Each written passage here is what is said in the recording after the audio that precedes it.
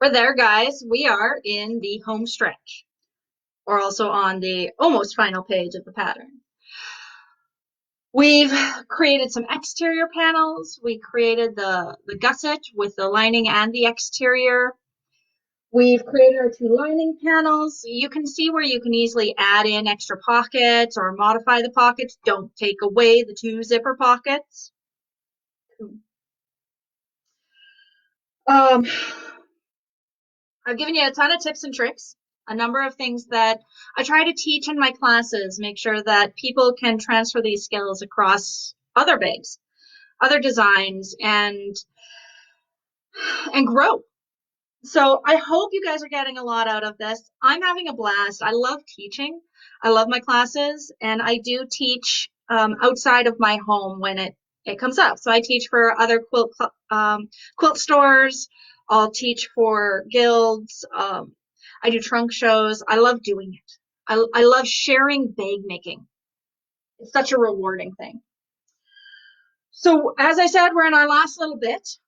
We are finally constructing the components. I'm finally seeing comments on my screen, but once I angle my monitor down so that you can see what I'm doing, I'm not going to. So hi, Tracy. I have seen so many of my previous students and so many of my friends from retreating following all of these videos, which is really amazing to me. It shows so much support.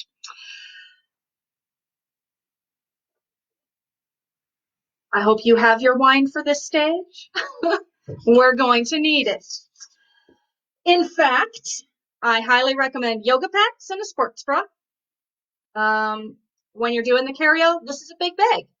It's going to take up the space, which is also why you've been shifted as the camera angle.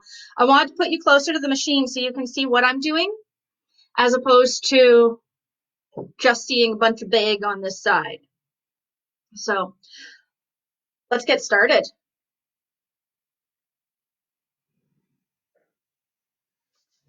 I have started putting mine together. I've also pulled out a couple of my favorite tools for final construction. One of them is a stapler. It's a household stapler. In fact, I even have this little guy. I feel something's off on him, but both of these work great. Wonder clips. I have an entire container full of wonder clips. In fact, this is a little gift that I received in a sew exchange, a sew swap. One of my testers didn't know her at the time, but she gifted that to me during a sew swap. I have my sharp scissors, and these are my Kais. I do swear by them. They're amazing. However, you need something that has a sharp end. That's all that matters. I don't care if they're actually a sharp set of scissors, a sharp end. You could use your little ones, but my little snips don't quite cut it on this. So I do have my super sharp scissors. And an awl. I use this sewing awl. It's got removable tips. These are typically handmade by sewers' husbands. I've encountered a number of husbands that make them. They either make them from fancy woods or this one, which I couldn't tell you what it is, but I love it. Okay, so it's got an awl on the end. I'm actually jealous of Tracy's awl. It's a tulip pink one, and it's really shiny and pretty, but and then something I actually didn't mention to you before, but I thought I'd grab for the sake of showing you what it is. Because we change our seam allowance so often on our machine, this is a tool that I find handy, and I'm just grabbing my fabric so that there's a white background behind it. It's a tool I find handy so that I can measure the distance from my needle to where my seam allowance is going to be. So in the case of this one, I flip it around so I can find my 3/8. So 3/8 is at the top. What I would do, and you probably see everything backwards, what I would do is I'd put my needle down on my machine, and then I'd lay this piece, this plastic piece, right against it so I can see where my 3/8 is going to be. And that gives me a guide on the body of my machine as to how far away from the needle I need the edge of my fabric to sit when I'm sewing. And I can identify a placement, whether it's the feed dogs or a line on the plate. I can use whatever guide is available to me. But it's got all those different sizes, 3/8, 1/8. There's a half, a 1.5, 1 3/4, 5/8, 1/4 inch. They're all on there. So it's just an idea, just one of those tools I find handy. All right, let's do this. So I'm going to show you what I'm doing, and then I'm going to bring you over to the machine as opposed to tilting you down over here. Just shift a couple of things. I've already done the first step to a point, which is basting my gusset to one of the exterior mains. To do this, okay, I lied. I'm totally tipping this down.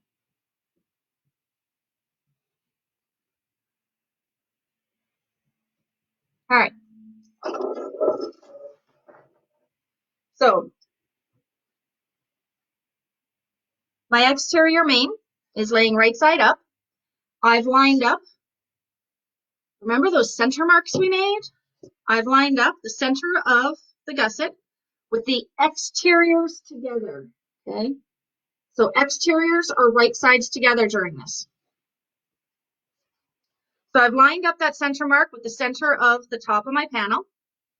I've lined up the bottom with the bottom of the main panel.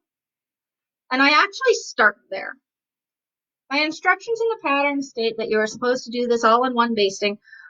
This is construction and nobody's going to see it anyways, so use as many stops and starts as you need to.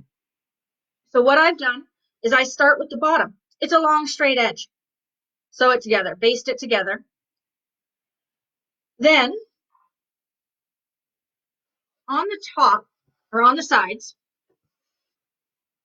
what I do is I take this edge here and I lay it right side down so it lines up with the tip of the overlay. There was a question when I first launched the pattern as to why the base doesn't line up with that seam. And you're about to see all the bulk that comes together in that one spot if you line them up.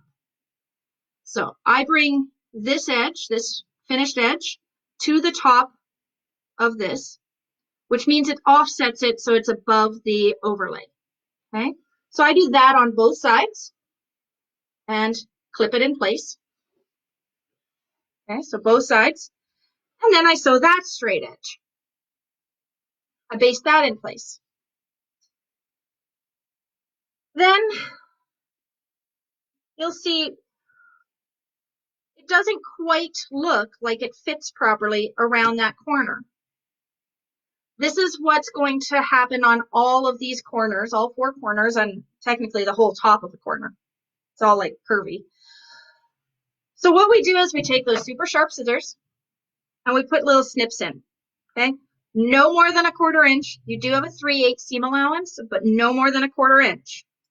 When you do that and you smoosh this down, you're going to see that your fabric splays out and it now fits that curve. So I haven't sewn this one corner, but the rest are all sewn so far. So I'm going to clip those in place.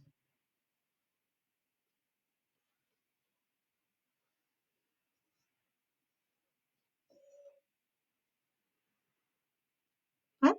And you see how it fits perfectly now because I have those little snips in there.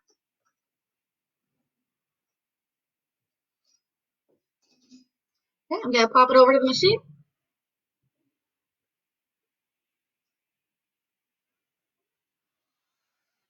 And when we sew the exterior or the gusset to the exterior panel, we are just basting at this point. So you can do this with a big stitch. You can do this with a small seam allowance. Anything that floats your boat. Keep in mind, we are going to redo this seam, so it doesn't matter if you get a whole seam allowance.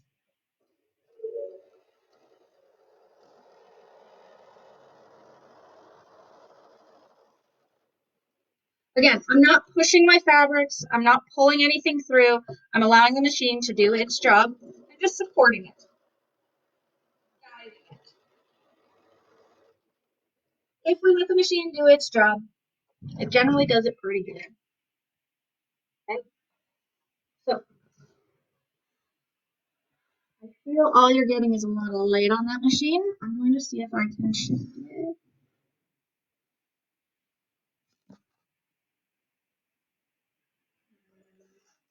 Not sure that's any better. Also don't know that I can change that. All right. We're going to play with that as we go. So now I have that opportunity to turn this right side out and just double check my stitching and make sure that my shape is right if I want to. We still have a piece to go on there. We're not done that sewing. We've just basted. And of course, I'm not really turning it through a pocket or anything, but this gives you the idea of whether you like your bag or not.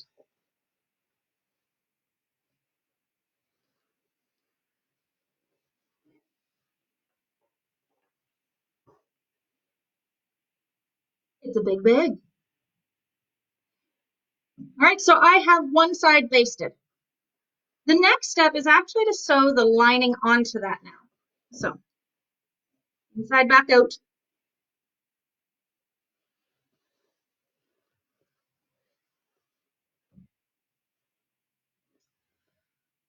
Before I put that lining on, food for thought is if you do have arthritis in your hands or you have troubles turning things, this is a big bag to turn. And an option you have at even right now is to actually put your lining on right here and bind your edges.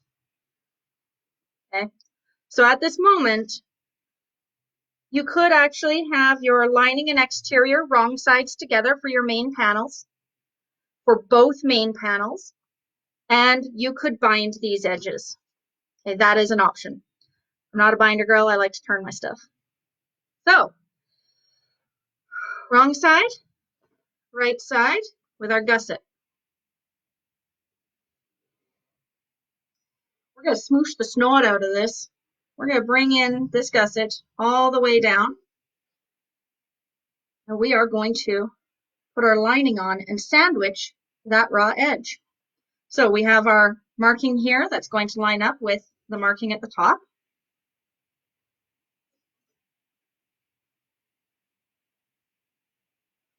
We have our marking down here that's going to line up with the marking at the bottom. And you cut your lining panels the exact same as this main panel. So this should sandwich pretty solidly all the way around. This is also where you can start using those staples.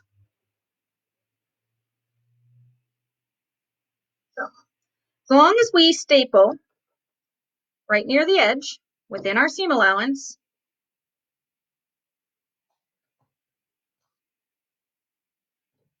we don't need to use pins and clips. Now, another thing to consider is if you actually open up that zipper gusset, reaching inside, opening it up, it allows one side of the gusset to just smoosh out of the way. That staple didn't hold. I barely got the fabric. Okay, so with that zipper gusset open, we can now bring this back down. Let's try that again. I'm missing my good stapler. I'm sure it's in my retreat bag that I haven't unpacked from. Okay, you can staple this all the way around. And let me tell you, those staples normally don't just pop out like clips can.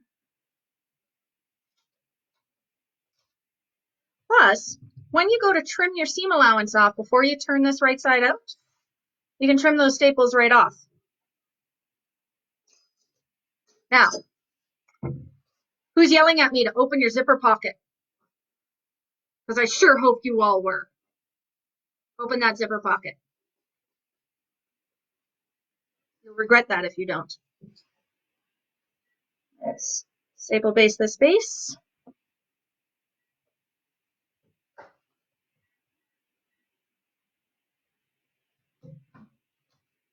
Okay. And again, you don't need to sew this all in one go. Sew the bottom, sew the sides, sew the top, sew the corners. You can do this in any number of sews that you want.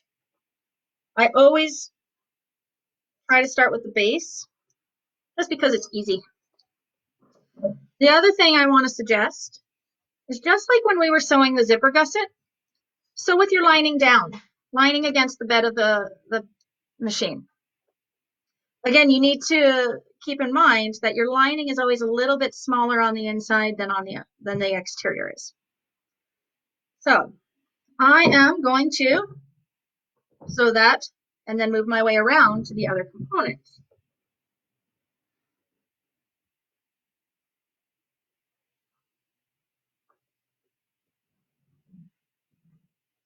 Just gonna double check my 3/8 spot.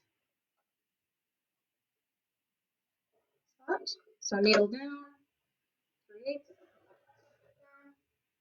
right on this marking. So that means that's my 3/8 allowance. Again, you don't need to get your full 3/8 the first time around. You could wait for the second time or the third time. It is bulky, so there are a lot of layers, especially on that bottom. Complex was kind of a little bit smaller than the, well, almost a ½ inch on each side smaller. Oh, flip this over. I want the lining on the bottom. Yeah, the Peltex is kind of substantially smaller width-wise in that gusset.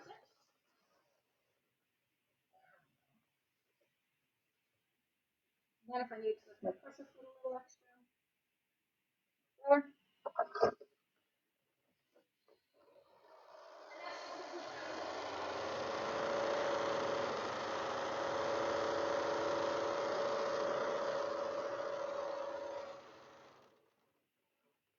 One straight seam done. Missed my staple because it's in the seam allowance. Let's bring her across the top, maybe. I am notorious for using clips. I like them. I find them easy to use. I actually have one of my testers, Michelle. She'll put a million clips on this thing. It won't shift at all. It's amazing. I swear my clips just pop right off if I do that.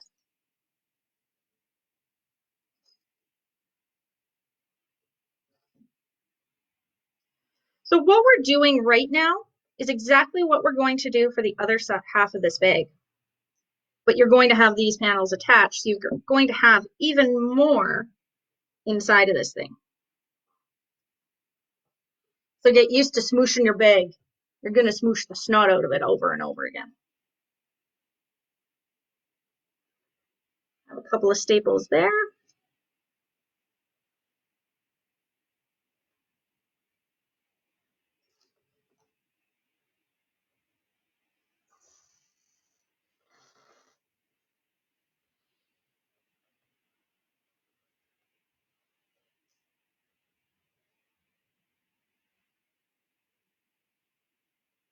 All right, let's go do some of this. I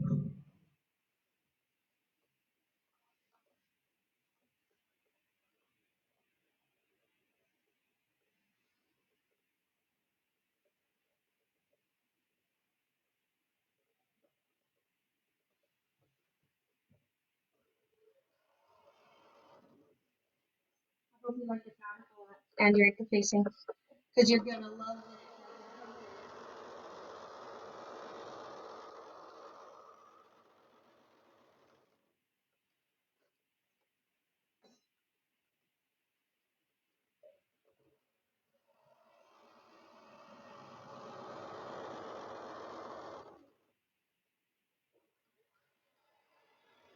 The last big class I taught was the Keanu backpack at Big Maker Boot Camp.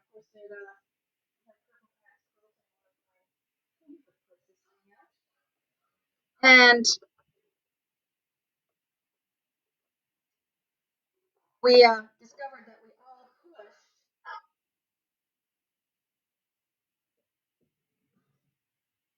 Can you guys hear me? I'm feeling that we've got a sound issue. Tracy, can you tell me if that's better?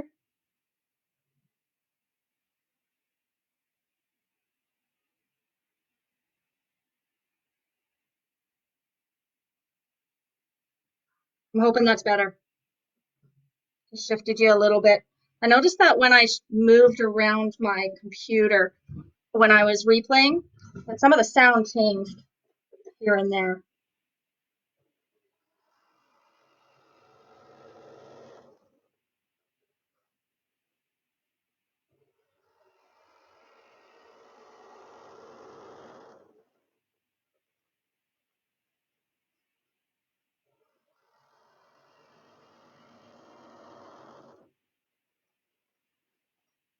Keeping an eye out.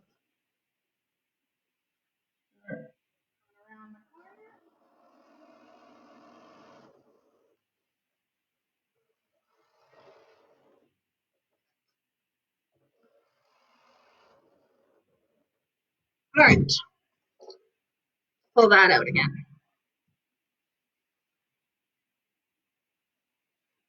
Okay, so we'll keep going around.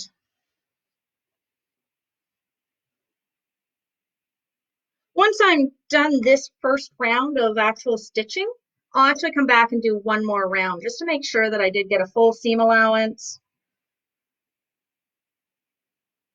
Make sure everything's tucked in right.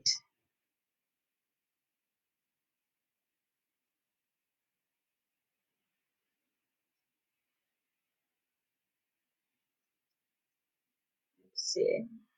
Get this end done, and then we'll come back to the other end.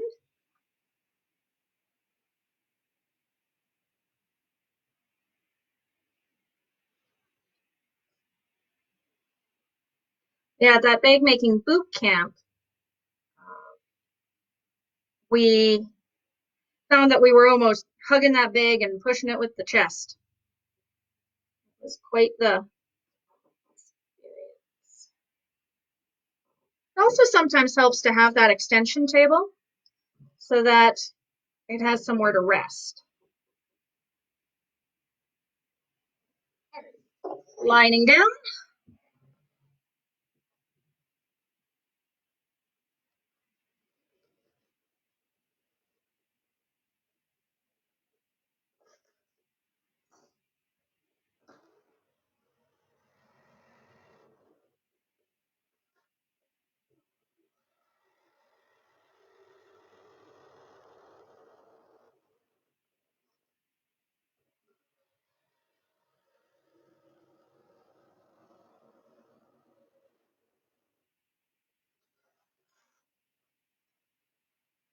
Something else to watch for is a really good jeans or denim needle is great for these kind of layers. It has a fatter shaft on it, so it punches through a lot better.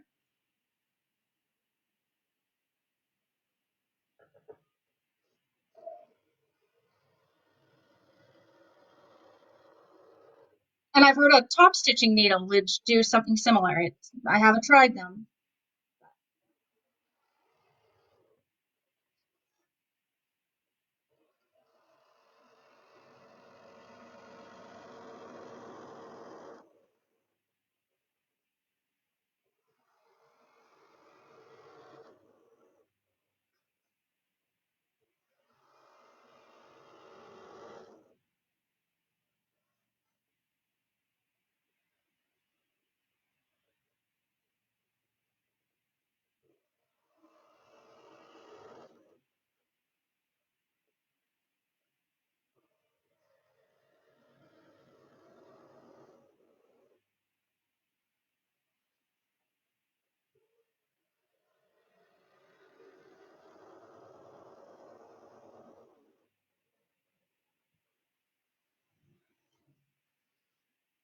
Okay, and we have one more end to go.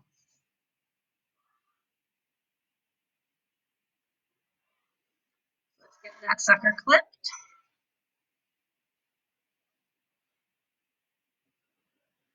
So I'm just reaching inside through the zipper pocket and spreading out that gusset a little bit more. So it's not folded, but it's stretched around. And let's do some clips.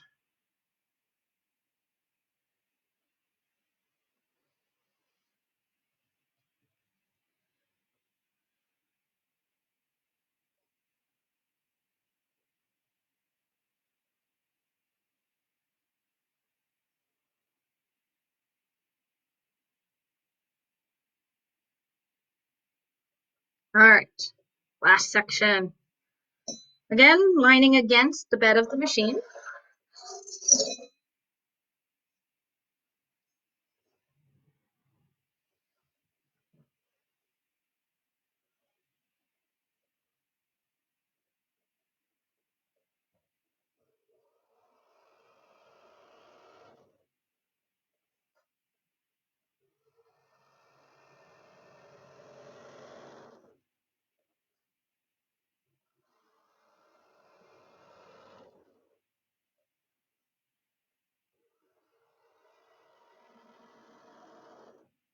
I also find sometimes tipping it up gives it a better angle under the machine. If you tilt the body of it up.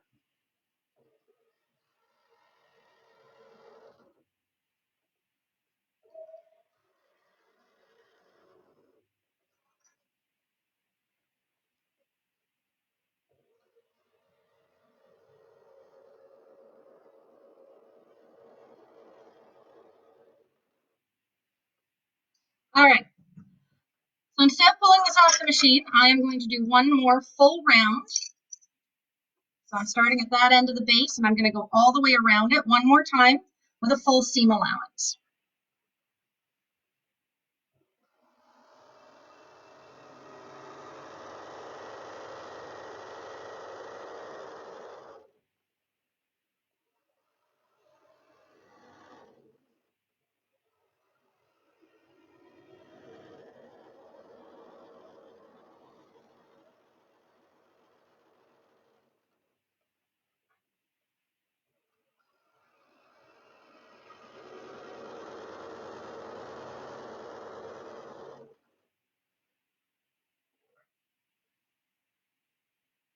Just using the awl to keep my fingers away from the needle. The awl will be my fingers up there.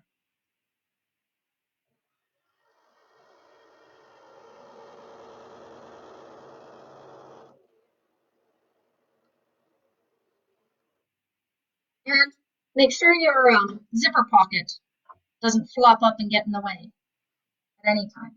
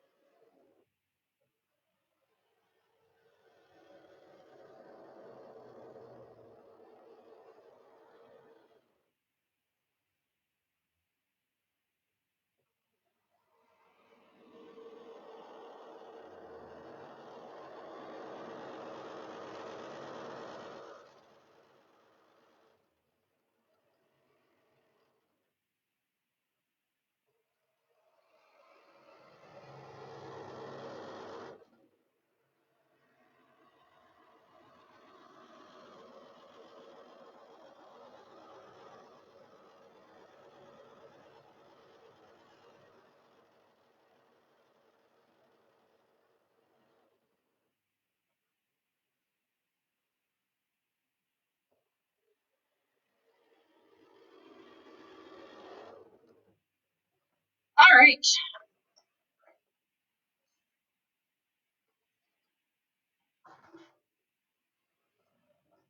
My goodness, can't seem to cut it. All right.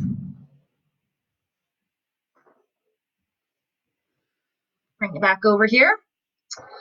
I now have a whole bunch of threads that need to be trimmed. Keeping in mind, of course, these don't need to be perfect because it's the inside of your bag and it's the inside of the inside of the inside of your bag. First. I think I'd go nuts if I didn't trim some of these up. But I have a lot of thread starts and stops because I did start and stop that many times. It's perfectly normal.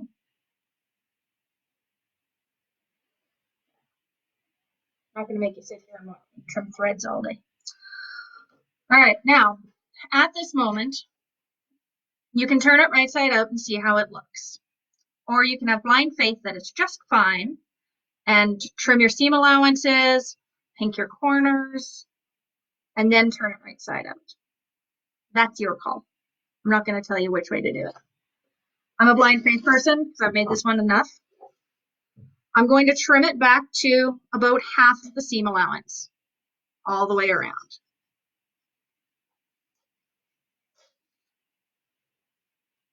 And you may find this easy to do on the lining side if you put your, if you basted the gusset to the body, just because you only have a couple lines of stuff sewing. I just like to keep an eye on it from the exterior of my bag. Personal preference. Do watch when you come across your staples that you're not ruining your good scissors on them.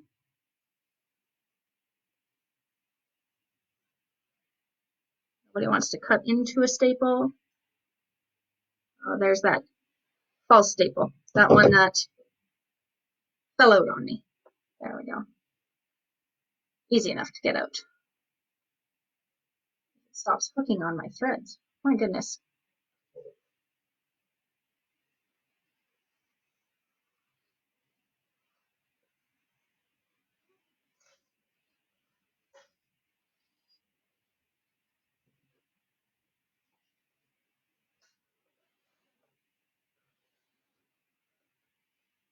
Got that curvy top.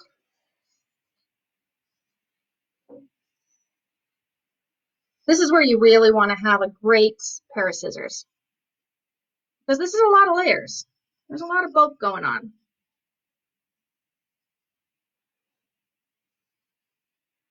But as you can see in my all fabric version, I'm just using a Bernina 530. It's nothing fancy. It's just a good solid sewing machine.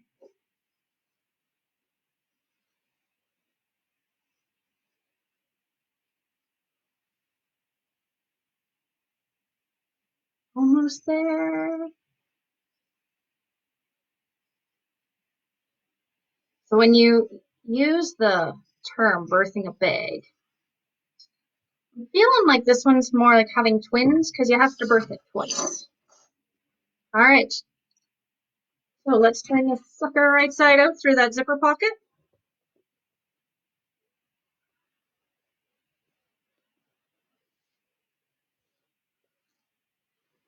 Find the corner and start pushing her out.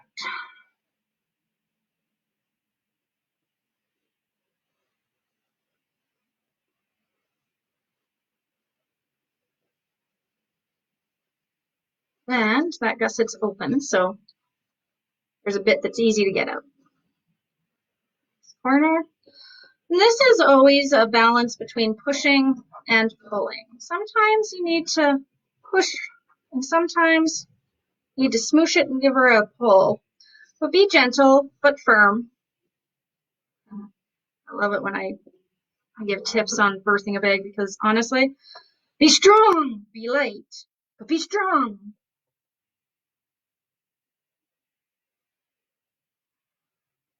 Don't be afraid to smush it. We all have irons, and I know we do because we all sew. At least I hope we do.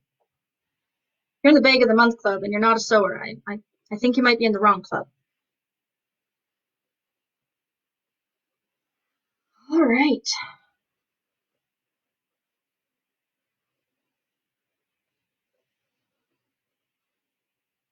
And she's coming out.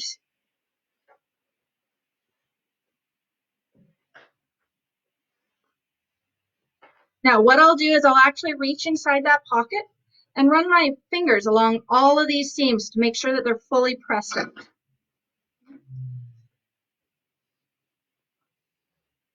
You can do this with a pressing tool as well. I just happen to, oh, I do have it right here. Haha, a pressing tool. so it can press right along all those seams.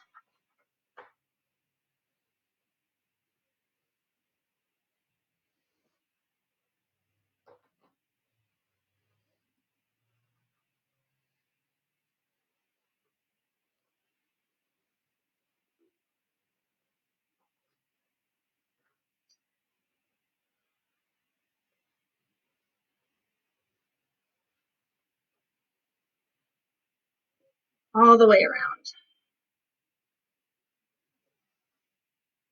Okay, and tuck that pocket in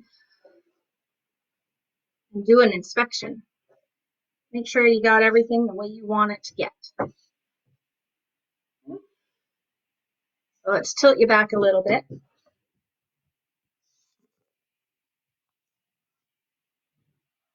Okay, so you can see I got a nice curve along here.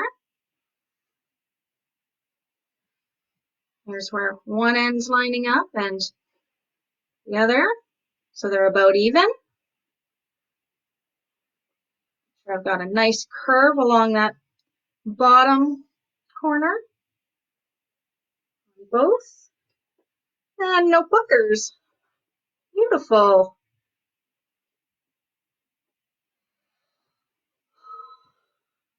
That's the first side. Only one more to go. Okay, so as I said, now you can close that zipper pocket. Give me a second. I need to fortify myself.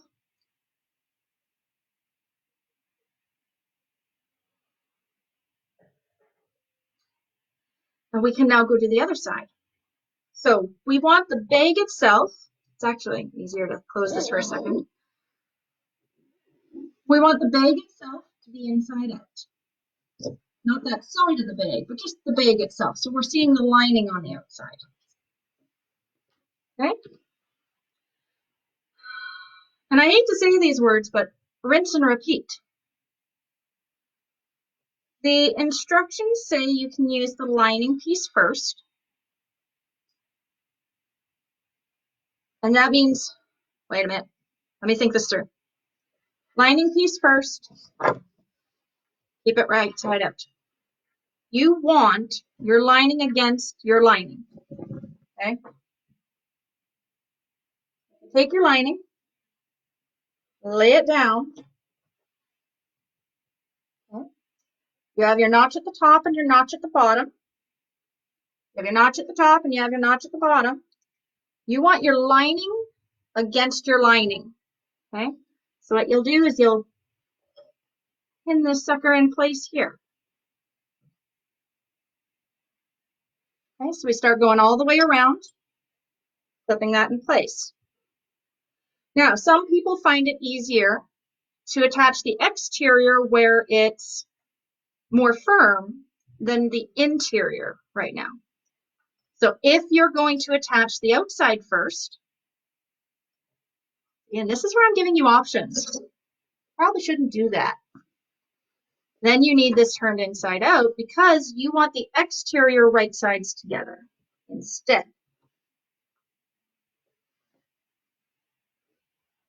Okay. Move this one out of the way. Grab my outer. Lay it right side up. This one, right sides of the exterior against the right sides of the exterior. So again, lining up those marks.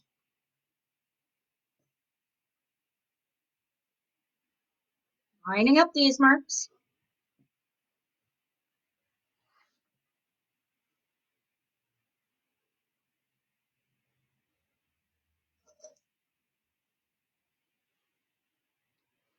All the way around. Smooshing your bag as you go.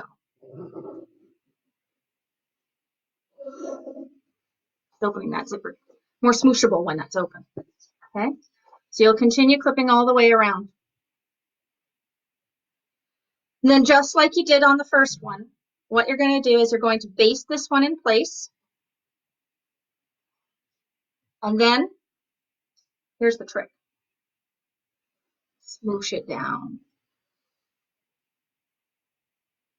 and the lining goes against that and sandwiches that same seam, smoosh down.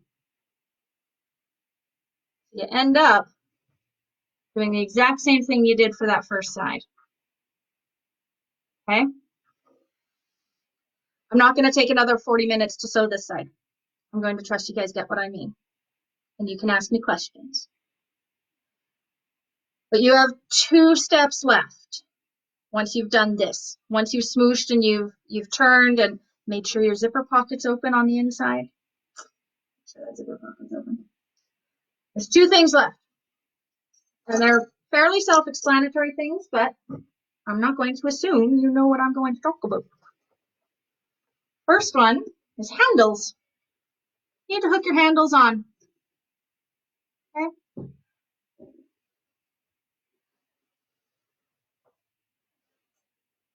Try to make it stand up a little. It's got a funky shape. It could stand a little.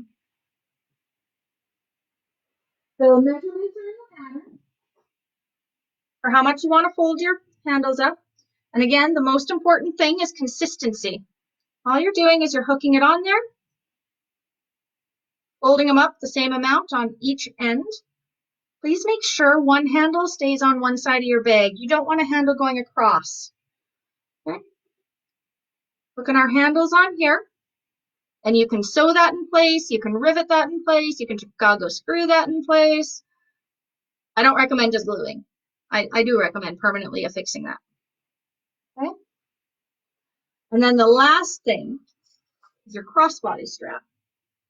And if you're fairly new to bag making, adjustable straps can be confusing.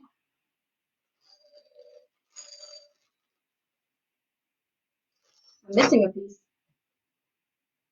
And I had it here earlier. There it is. All right. We have our slider. Yeah, it's got a bar on it. And then we have our end pieces, which are our trigger hooks in this case. Swivel hooks, trigger hooks. I recommend starting with your slider first. You can start with either piece first. And what you're going to do is you're going to take the end and hook it on the slider, the bar, okay, the sliding bar. Okay. Again, you don't need to fold it over too much. You can fold it over an inch and a half, whatever you're comfortable with. If I were going to rivet this, I would put 2 rivets in here. It is an inch and a half wide. Okay, we're going to assume that is connected. Then we're going to take one of these hooks.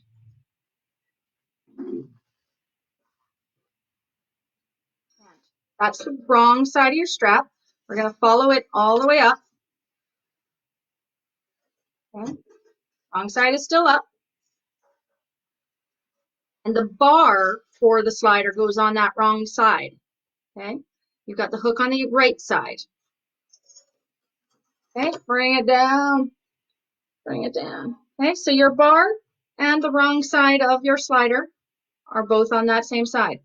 Okay, you're going to take that end, and on this wrong side, feed it up over top of it, and down the other side on that slider. Okay, and slide it along. All right, so this is what we have so far. Okay, you'll see that end of your strap is in between the 2 layers this way. Then, on the other end, get right side up this time.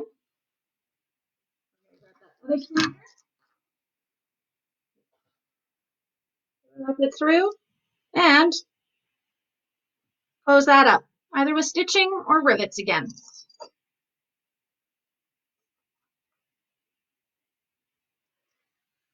That gives you a finished crossbody strap. The hook on your bag once you've finished turning it right side out. So I'm sure there's questions from this one. The final construction of the bag is the most difficult part. However, what you're going to find, I'm just going to grab that bag again, is that your lining is sewn right into all those seams, almost like you bound it, which means you don't get a saggy lining. You have this nice, firm, structured bag. Okay? So I'm going to finish up there. I'm going to finish my bag. And hopefully within the hour, I'm going to post an Easter parade where you can show me where you're at on your George bag. And maybe we'll have some done today. And maybe Easter Sunday, we'll show off a few new Georges. And we'll see a whole bunch of them show up in the Bag of the Month Club competition page. I'm really excited to see them all there, you guys. The ones I've seen so far are amazing. You guys have done such an incredible job. You blow me away. The designs are awesome. The combinations of fabrics. It's been really, really great. So keep going. Follow me on Creations on my Facebook page. Join my Facebook group, Sewing Creations Patterns. And follow me on Instagram, Creations. And we will see you later in the group. Bye, guys.